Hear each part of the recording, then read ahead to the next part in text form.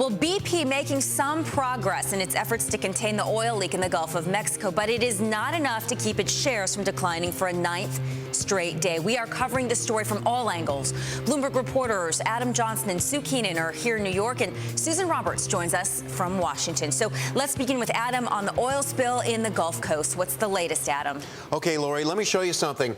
Here we go. This is video of what happened last night. This is actually a simulation that I'm going to show you. All right, we had this leaking pipe, oil coming out of that. Last night, they were able to effectively put a clamp over that pipe. Here's, again, the simulation. You see what they're doing now. This clamp comes in.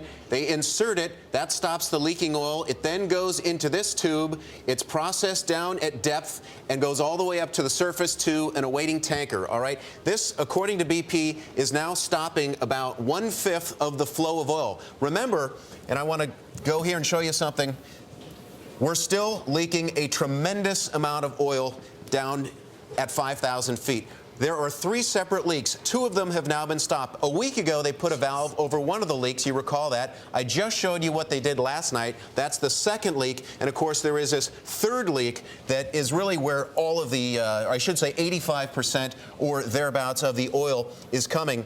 One of the things they're still doing down there is using what's called dispersant. That is like soap. It breaks up oil into much smaller pieces, and then bacteria underwater is able to further break down the oil. They have consumed about literally 2/3 of the entire world's supply of dispersant, over 600,000 gallons, both below the surface as well as up on top. So they're doing everything they can. Yes, there's some good news, but there is still a lot of oil coming out of that well, Lori. Yeah, as we just saw there, Adam. So is there danger now of this spill spreading with the currents and really coming up the eastern seaboard?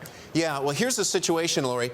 There are underwater currents. We know there are currents on top, right? Well, there are also a lot of currents that happen underwater. And the concern is this huge slick that's underneath the surface is going to get caught in what's called the loop. All right, you see that? It's this current that comes and loops up. It picks up the spill here and then could take it to the Florida Keys, even down towards Cuba, and ultimately out to the Bahamas.